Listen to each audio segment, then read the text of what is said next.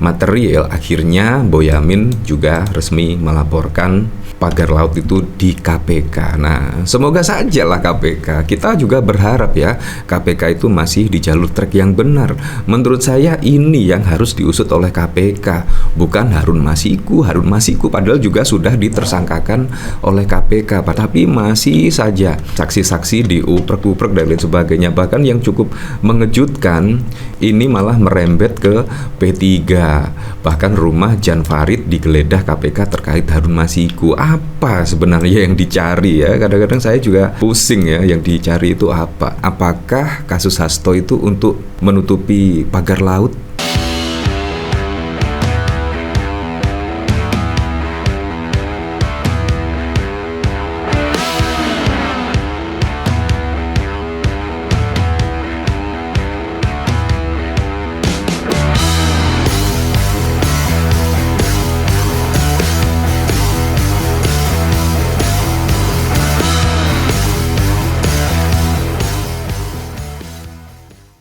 Kadang-kadang saya jadi curiga ya. Curiganya apa? Ya, terkesan penetapan tersangka Hasto Kristanto itu menurut saya tidak berdasar. Dan bahkan juga menurut saya juga terlalu gerusa-gerusu yang dilakukan oleh KPK. Saya kadang-kadang berpikir seperti ini ya. Apakah kasus Hasto itu untuk menutupi pagar laut?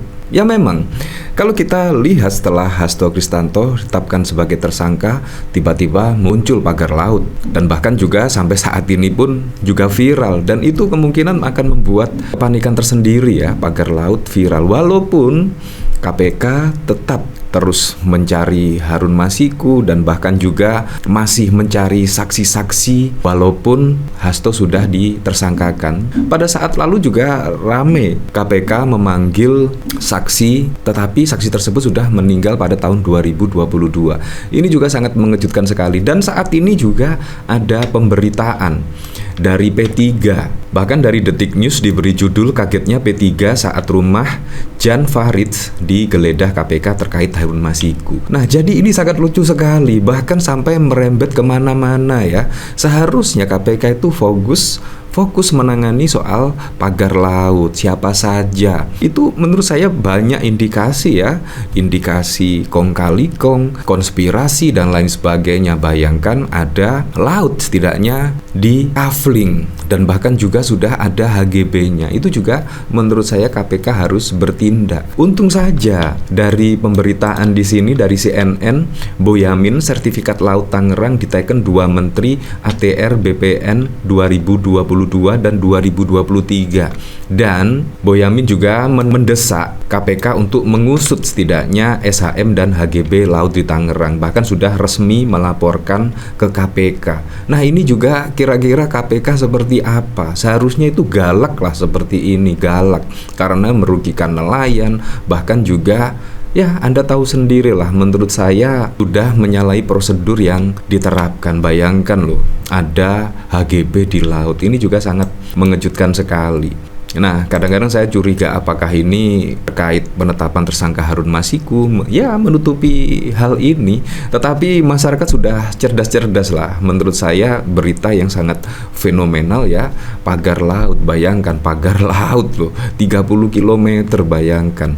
Nah, dari pemberitaan di sini ya, saya juga penasaran sih, yaitu Boyamin resmi laporkan penerbitan SHM dan HGB laut di Tangerang ke KPK. Kalau kita lihat ya, dari Menteri ATR BPN, mulai AHY, mulai Hadi Cahyanto, itu bahkan juga tidak menerbitkan dan tidak mengakui penerbitan SHM dan HGB di Laut Tangerang. Jadi siapa? Memang harus ada yang turun tangan lah, turun gunung lah, setidaknya aparat yang berwajib, setidaknya KPK mengusut tuntas lah setidaknya pagar laut ini, karena sangat meresahkan dan bahkan juga sangat menghebohkan. Bayangkan pada saat lalu juga sehingga nelayan tidak bisa mencari ikan di laut dikarenakan ada pagar laut. Bayangkan harus memutar seberapa jauh untuk mencari ikan di laut ya. Koordinator Masyarakat Anti Korupsi Maki Boyamin resmi melaporkan dugaan korupsi terkait penerbitan ratusan SHM dan HGB di kawasan pagar laut Tangerang ke KPK. Boyamin mengatakan pengaduan itu dilakukan untuk menindaklanjuti pernyataan Menteri ATR BPN Nusron Wahid yang menyebut penerbitan ratusan SHM dan HGB di wilayah itu cacat formil dan material. Jadi ada dugaan pemalsuan pada buku, catatan atau data giri letter C atau D atau warkah pada kantor desa, kecamatan atau BPN menyangkut dokumen dan data tanah itu, kata Boyamin kepada wartawan di gedung KPK pada 23 Januari yang lalu. Boyamin mengaku melaporkan pihak-pihak yang bertanggung jawab dalam pencatatan dokumen tanah dari tingkat desa, kecamatan, kabupaten hingga kantor Badan Pertanahan Nasional. Ia menilai telah menjadi pelanggaran pasal 9 Undang-Undang Tindak Pidana Korupsi nomor 20 tahun 2001 yang berkaitan dengan pemalsuan dokumen administrasi. Pintu masuknya pasal 9 dulu. Saya berharap memang menuju pasal 5, pasal 6, pasal 11, pasal 12, syukur-syukur pasal 2 dan 3. Perbuatan melawan hukum, penyalahgunaan kewenangan yang menimbulkan kerugian negara, ujarnya. Sebelumnya Menteri Agraria dan Tata Ruang Kepala Badan Pertanahan Nasional Nusron Wahid membatalkan sertifikat hak guna bangunan SHGB dan sertifikat hak milik SHM atas pagar misterius di Laut Tangerang. Nusron mengungkapkan penerbitan SHGB dan SHM pagar laut di kawasan pesisir pantai utara Pantura Kabupaten Tangerang, Banten berstatus cacat prosedur dan material. Makanya dari hal ini ya, dari statement Nusron Wahid yang menyebut penerbitan SHGB, SHM ini berstatus cacat prosedur dan material, akhirnya Boyamin juga resmi melaporkan pagar laut itu di KPK. Nah, semoga saja lah KPK. Kita juga berharap ya KPK itu masih di jalur trek yang benar. Menurut saya ini yang harus diusut oleh KPK, bukan Harun Masiku. Harun Masiku padahal juga sudah ditersangkakan oleh KPK pada tanggal 24 Desember yang lalu. Tetapi masih saja saksi-saksi diuprek-uprek dan lain sebagainya. Bahkan yang cukup mengejutkan, ini malah merembet ke P3. Bahkan rumah Jan Farid digeledah KPK terkait Harun Masiku. Apa sebenarnya yang dicari ya? Kadang-kadang saya juga pusing ya, yang dicari itu apa. Komisi Pemberantasan Korupsi KPK tiba-tiba melakukan penggeledahan berkaitan dengan Harun Masiku di salah satu rumah di Menteng, Jakarta Pusat yang ternyata milik mantan Ketua Umum P3 Jan Farid. Penggeledahan ini ternyata membuat jajaran P3 terkaget-kaget. Penggeledahan ini dilakukan KPK pada 22 Januari. Malam kemarin KPK membenarkan penggeledahan terkait Harun Masiku. Benar ada giat penggeledahan perkara tersangka HM Harun Masiku, kata Jubir KPK Tessa Mahardika Kawasan pada wartawan pada 22 Januari. Padahal kalau kita lihat itu tidak ada kerugian negara ya terkait Harun Masiku ya.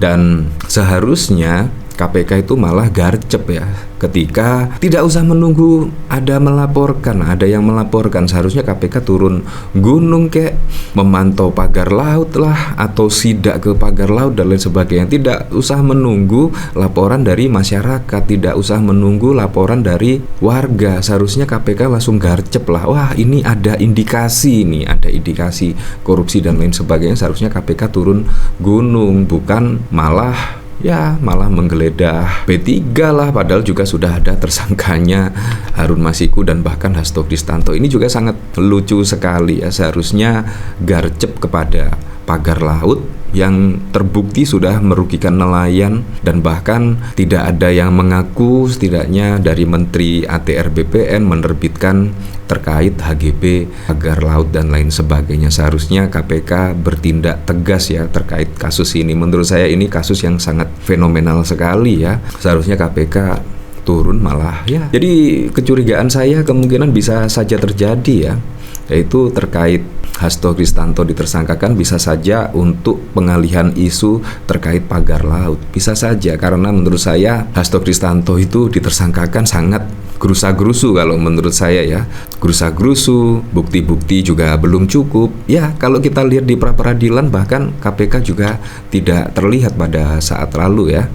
Nah, apakah ini memang benar-benar Hasto Kristanto itu hanya pengalian isu dikarenakan pagar laut? Ya, kita kembalikan lagi ke masyarakat menilainya seperti apa.